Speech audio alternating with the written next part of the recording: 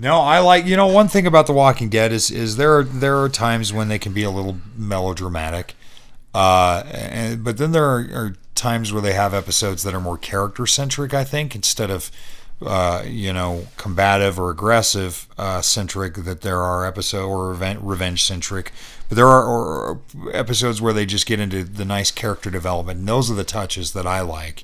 I like stories where people are in terrible situations and there's a kind of reality to that sort of bonding. I mean, in terrible events, people can still bond together and still try to make the best of it. And I feel like when this show does that, they do it really well. And I really enjoy that. And I think this is one of those episodes this season. I actually really like where the last 2 episodes in the future timeline I've really enjoyed.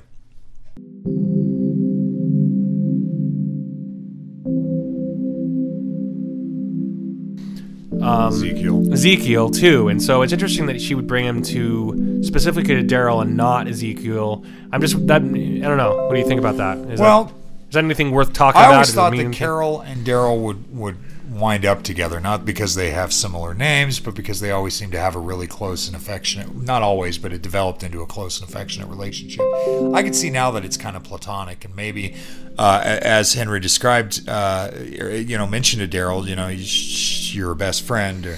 That's what they kind of established that. Maybe she wanted to, have him bond with Uncle Daryl a little bit. Maybe Daryl could teach him a few things about survival that Ezekiel can't, I mean, it is kind of... To me, it seems like the whole thing is an attempt to get Daryl to come back. Okay, I see. That's the main thing right there. I see that. To let him know that he's not alone and he doesn't have to be the Mad Max of the group, and he can kind of come back and they need him there, and I think he serves a purpose there. Yeah, one thing that is just so funny is that Daryl names the dog. He doesn't. He's like, "Hey, dog." He doesn't. I mean, he doesn't even find a name for him. He's probably had the dog for maybe a year or so, and it's like he just doesn't. Dog. It's just funny that he doesn't name it. Just one thing that it just struck me as funny. It really has nothing to do with anything. And it's not even really a talking point. But when Carol was cutting that piece of Daryl's hair out, I just kept thinking, is she going to give him a haircut? Surely they have scissors by now. Well, it made sense then because she didn't end up giving him a haircut. So, I wrote my notes here. Michonne really knows how to play the violin. Yeah.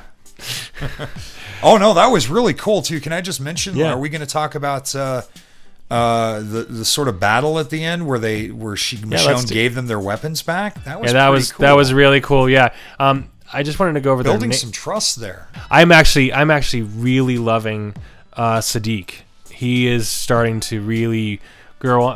He's just a cool character. I like him now a lot. I liked him when they first introduced him and Rick tried to kill him, because he seems so genuine and innocent. And I know that on that show it's hard to trust people because people have come off as being really nice and trustworthy and have ended up, killing people. But I don't know. The fact that Carl sacrificed his life for him, I think he's a cool character. He's a good addition, too. And there's a moment in this episode where he says that to somebody. He says, "What about Carl?